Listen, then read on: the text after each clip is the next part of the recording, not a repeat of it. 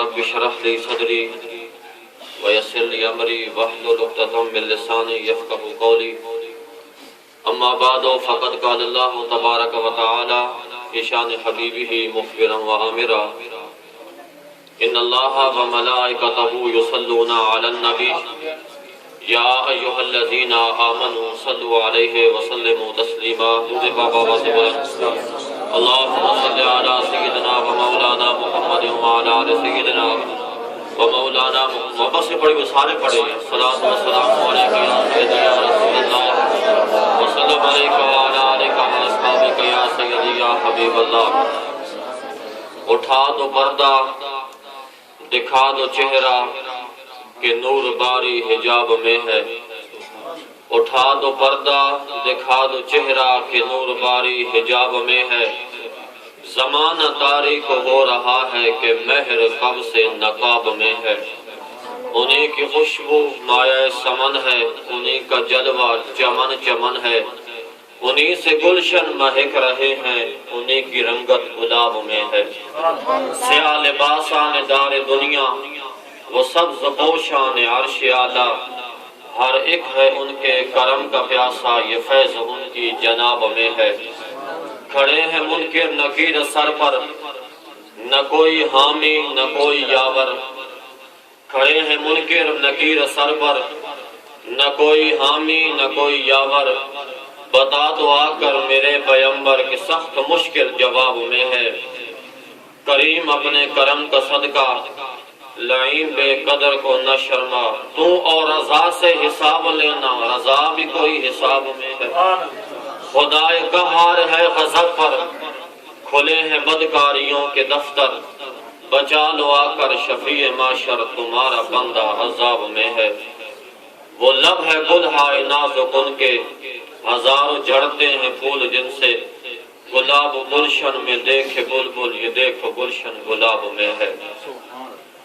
نہایت ہی پسند وجب الاحترام علماء کرام, طلباء حضرات, بزرگان محترم, ناظران حضرات اور دور نزدیک سے آنے والے مہمان گرامی, السلام علیکم.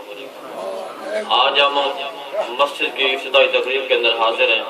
اللہ تعالیٰ ہم سب کی حاضری اپنی بارگاہ میں قبول و منظور فرمائے.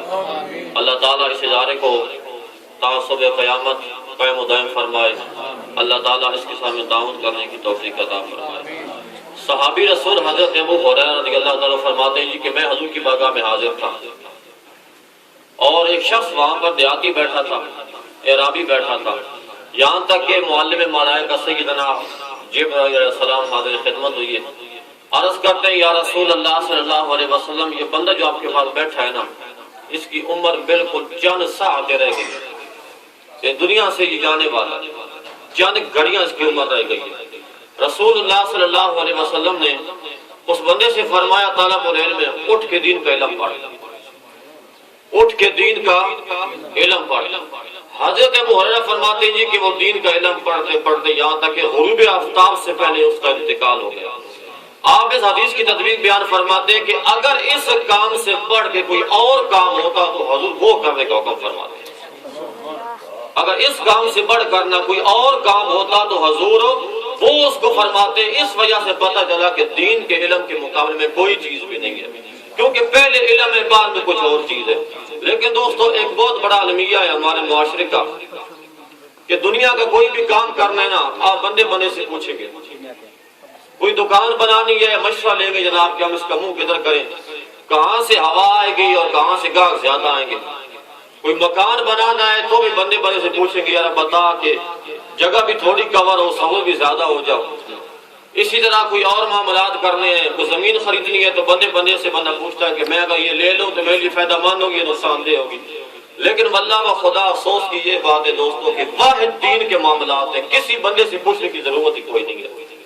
وہ کیسے جناب, ایک بندہ مسجد میں گیا نماز پڑھنے کے لیے, حالانکہ نماز پڑھنے سے پہلے اس نے کوئی زحمت نہیں کی کہ میں اس بندے سے کوئی پوچھ لوں کسی عالم دین سے یا کسی بندے سے جناب کہ میں نماز پڑھنی کیسی. جس نے ہاتھ یہاں باندھے وہ بھی ٹھیک ہے, جس نے یہاں باندھے وہ بھی ٹھیک ہے, جس نے یہاں باندھے وہ بھی ٹھیک ہے.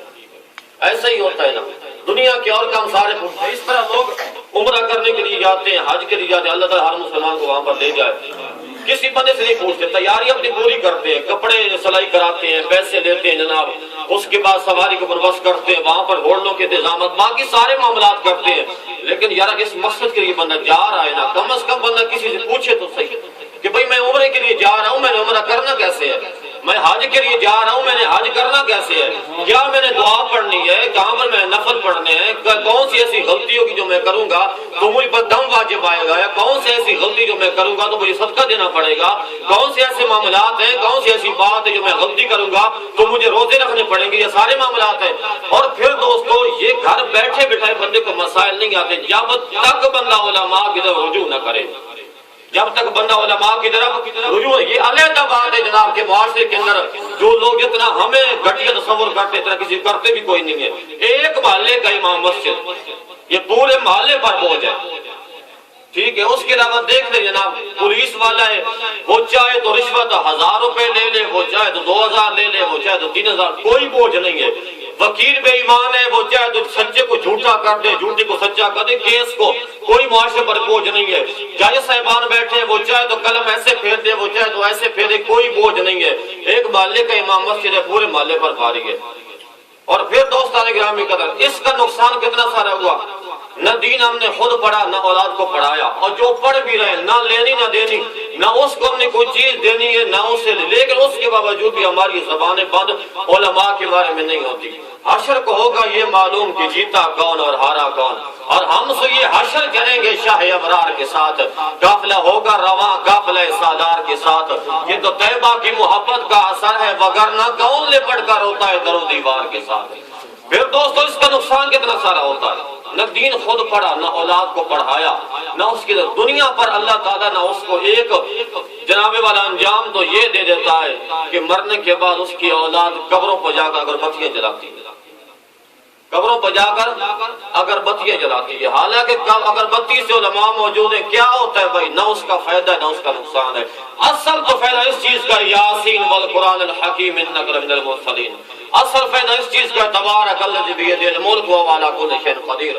اس وجہ سے اور دوسرا نقصان کتنا سارا ہے کہ انگریزی اتنی پڑھی جناب، ہمارے سامنے انگریز بیٹھ جائے ہم اس کو سارا کے سارا انگریزی پڑھا لیں گے، لیکن دوستو دین کا علم اتنا بھی نہیں پڑھا، نہ اولاد کو پڑھایا کہ کم از کم سکا باپ فوت ہو جائے اور بندے کو جنازہ تو آئے. اور پھر رسول اللہ صلی اللہ علیہ وسلم نے ارشاد فرمایا آخری زمانہ آئے گا لوگ دین سے دستبردار ہو جائیں گے. کیسے؟ نہیں پڑھیں گے قرآن، نہیں پڑھیں گے دین کا علم. اور پھر یہاں تک کہ رسول اللہ صلی اللہ علیہ وسلم نے فرمایا دین کا علم دنیا میں کامیابی ہے، قبر میں نور ہے، اور